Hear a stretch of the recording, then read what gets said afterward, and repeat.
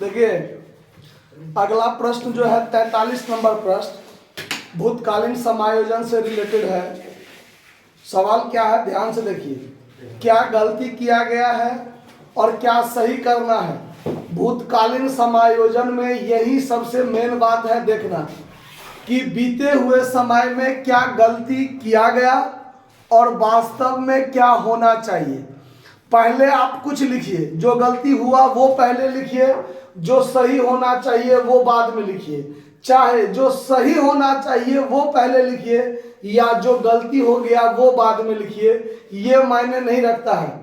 बस आपके दिमाग में ये बात क्लियर होना चाहिए कि क्या सही में होना चाहिए और क्या गलती से कर दिया गया। अगर ये दो बात अगर आप पकड़ लिए तो फिर आपके लिए सवाल इजी हो जाएगा, क्योंकि गलती के कारण कितना होना चाहिए मतलब कितना हो गया और सही में कितना होना चाहिए, यही दो बात का अंतर मेन होता है सवाल में। ध्यान से देखना, तो सवाल में क्या गलती किया है उस पर ध्यान दीजिए। नीना और सारा एक फर्म में साझेदार है। अब नाम में ऐसा खतरनाक है कि नाना नानी जो कहना पड़ता है ना, लेकिन ध्यान रखिएगा, नानी नहीं कह दीजिएगा। नीना तथा सारा एक फर्म में क्या है, साझेदार है, ठीक है। उनकी अस्थाई पूंजी 5 लाख और 4 लाख थी। यह पाया गया कि 6% वार्षिक के दर से 31 मार्च 2019 को और 31 मार्च 2020 को समाप्त होने वाले वर्ष में 2 वर्षों के लिए पूंजी पर ब्याज की खतौनी साझेदारों के पूंजी खाता के जमा पक्ष में कर दी गई। आया बात समझ में। देखिए अब गलती से हुआ है ये चीज, पूंजी पर ब्याज देने की व्यवस्था नहीं थी, आगे दिया गया है। देखिए जबकि साझेदारी संलेख में पूंजी पर ब्याज का कोई प्रावधान नहीं था। मतलब अगर साझेदारी संलेख में पूंजी पर ब्याज का कोई प्रावधान न हो तो पूंजी पर ब्याज नहीं दिया जाएगा। क्लियर बात। पूंजी पर ब्याज देने का प्रावधान है तो नहीं है तो पूंजी पर ब्याज नहीं दिया जाएगा, लेकिन गलती से पूंजी पर ब्याज दे दिया गया तो गलती किया गया ना। पूंजी पर ब्याज नहीं होना चाहिए लेकिन हो गया। और देखिए आगे कहता है पिछले 2 वर्षों के दौरान उसके लाभ विभाजन का जो अनुपात था वो अनुपात था 18-19 वर्ष में लाभ को 4:5 में बांटना था और 19-20 के दौरान लाभ का बंटवारा 5:1 में करना था। देखिए ये उचितन है कि जितना लाभ हुआ होता उस लाभ को पहले वर्ष में 4:5 में लाभ बांटना था और दूसरे वर्ष में 5:1 में लाभ बांटना था। तो गलती क्या हुआ, पूंजी पर ब्याज दे दिया गया। अगर हम पूंजी पर ब्याज नहीं देते तो उस लाभ जो मेरा बचता उस लाभ को हम लोग जो अनुपात दिया गया है उसी अनुपात में ना बांटते। बात समझ रहे हैं क्या बोल रहे हैं हम, कि पूंजी पर ब्याज गलती से दे दिया गया, वो पूंजी पर ब्याज नहीं देना था। लेकिन अगर पूंजी पर ब्याज हमने नहीं दिया होता तो उस लाभ को कैसे बांटना होता, हमको 4:5 पहले वर्ष में और दूसरे वर्ष में 5:1 में बांटना होता। तो सही में क्या है, लाभ को बांटना फलाने फलाने अनुपात में, और गलती क्या किया, पूंजी पर ब्याज दे दिया। बस इसी का समायोजन हमको करना है। पूंजी पर ब्याज मिला तो साझेदार के लिए तो फायदा ही हुआ, लेकिन अगर पूंजी पर ब्याज नहीं देते तब जो लाभ को बांटते तो भी साझेदार को फायदा होता ना। लेकिन गलती के कारण कितना फायदा हुआ और वास्तव में उसका कितना फायदा होना चाहिए, ये दो बात हमको बारीकी से ध्यान देना है। तो देखिए एडजस्टमेंट टेबल बनाएंगे तो 2 साझेदार है तो अमाउंट का 3 कॉलम।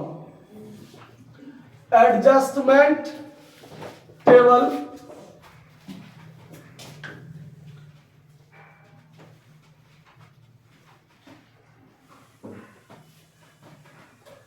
देखिए अब यहां पर पार्टिकुलर हो जाएगा नीना और सारा, ये टोटल का कॉलम हुआ। अब देखिए अब यहां पूंजी पर ब्याज गलती से दे दिए हैं। पूंजी पर ब्याज, चूंकि लाभ को जो हम जिस अनुपात में बांटेंगे वो पूंजी पर ब्याज है कितना, पहले तो ये देखना है, वो देखेंगे तब ना बांटेंगे।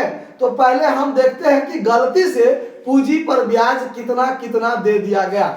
तो चलिए पूंजी पर ब्याज देखिए, इंटरेस्ट ऑन कैपिटल, ये जो हुआ है आपको रॉन्गली हमने दिया है ना, interest on capital at the rate of 5%, यही है ना, 6% है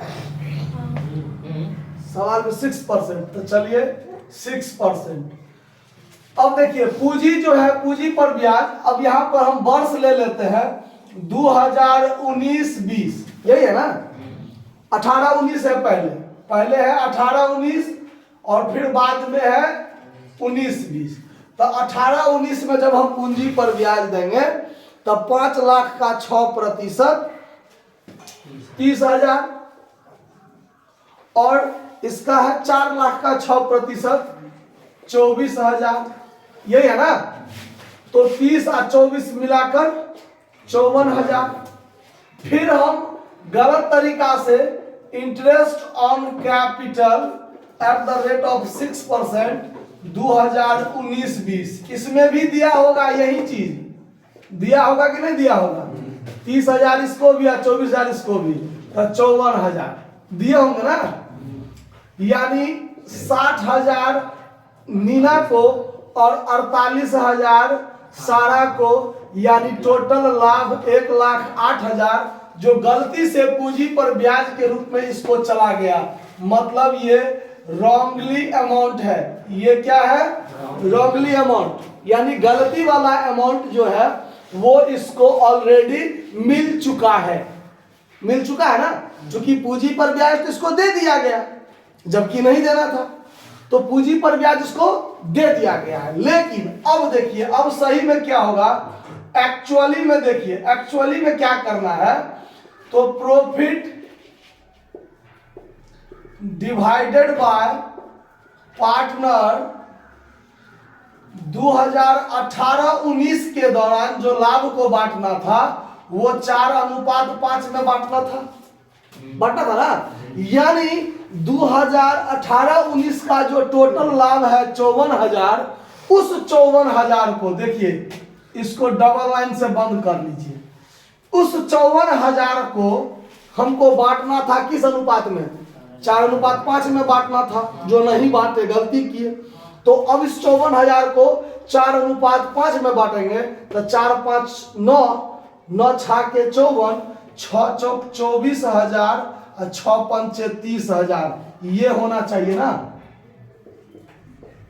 देखिए इस 54,000 को हम मुजबानी बांट लिए, तो 4/9 और 54,000 गुने 5/9। अगर आप इसको काटते तो 9 6 के 54 और 6 चौक 24,000, 9 6 के 54, 6 पंचे 30,000। मतलब अगर हम 4:5 में उस 54,000 को लाभ के रूप में बांट दे, क्या 3,000 दिए हैं, एगो 0 दे दीजिए, ठीक है। तो 24,000 और 30,000 लाभ के रूप में साझेदार को मिलना चाहिए था। मतलब पूंजी पर ब्याज नहीं देना था, दे दिया। अगर नहीं देते तो इस 54,000 को ऐसे बांट दिए, सही में ये होना चाहिए। फिर प्रॉफिट डिवाइडेड बाय पार्टनर 2019-20 में कैसे बांटना था, 5:1 में बांटना था। तो 5:1 में बांटना था, तो फिर 54,000 को, यहां जो 54,000 होगा, यहां जो 54,000 होगा, उस 54,000 को 5:1 में बांटना है, तब 5 1 6। तो वैसे ही 54,000 को अगर यहां पर अगर बांटे तो 5/6 और 1/, तो 6 9 में 54 और 9 5 45,000 और 6 9 में 54 और 9,000। मतलब अगर दूसरे साल में भी ब्याज दे दिया गलती से, अगर ये ब्याज नहीं दिए रहते तो 54,000 बचा रहता, और उस 54,000 को इस अनुपात में हम लोग बांटते तो इसको 45,000 मिलता और इसको 9,000 मिलता कि नहीं मिलता। अच्छा, तो एक्चुअल में अमाउंट क्या होना चाहिए, अब यहां पर देखिए, अब 1,08,000 हुआ, इसको वास्तव में 39,000 मिलता और इसको वास्तव में 69,000 मिलता। ये मिलता कि नहीं मिलता? ये एक्चुअल अमाउंट होना चाहिए। ये क्या होना चाहिए? गलती से ए को मतलब ए कहते हैं नीना को 60,000 मिल चुका है गलती से, और सही में इसको कितना मिलना चाहिए? 69,000 मिलना चाहिए। तो गलती से 60 मिलना तो चाहिए दोनों परिस्थिति में, लेकिन गलती से 60,000 मिला है और सही में अगर हम काम करते तो नीना को 69,000 मिलता, मतलब इसको 9,000 और मिलना चाहिए, यानी इसमें 9,000 और इसको मिलना चाहिए। ठीक है, इसको गलती से चूंकि पूंजी पर ब्याज नहीं देना था हमने दे दिया तो गलती से 48,000 मिला, जबकि सही में अगर हम लाभ के रूप में बांटते तो 39,000 इसको मिलता। तो इसको 9,000 क्या हो गया? ज्यादा मिल गया है, तो इसमें से 9,000 क्या कर लेंगे? घटा लेंगे, तो माइनस करेंगे 9,000, तो फिर जो है ये 1,08,000 का कोई इफेक्ट रहेगा? कोई नहीं रहेगा। चलिए, तो ये जो हुआ आपका, ये हुआ इफेक्टेड अमाउंट। ये क्या हुआ? इफेक्टेड, प्रभावित राशि सिर्फ 9,000 के लिए हुआ कि 9,000 नीना को कम मिला उसको देंगे, और सारा को 9,000 ज्यादा मिल गया उसको कम करेंगे। तो कम करेंगे तो ये जो होता है वो पूंजी खाता के माध्यम से एडजस्ट, लेकिन सवाल में साझेदार का पूंजी क्या है? अस्थाई है। तो जब अस्थाई पूंजी है तो ये जो एडजस्टमेंट होगा वो करंट अकाउंट के माध्यम से होगा। तो एडजस्टमेंट एंट्री यहां बनाइए, एडजस्टमेंट एंट्री बनाइए। तो जिसका घटेगा उसका डेबिट, करंट अकाउंट डेबिट। तो Sara's current account debit to Neena's current account. यहां पर 9,000 दे दीजिए, नरेशन लिख दीजिए, being effected amount adjusted by partners current account, adjusted by partners current account. ठीक है, समझ में आया? कोई दिक्कत नहीं ना? नोट कर लीजिए। धन्यवाद।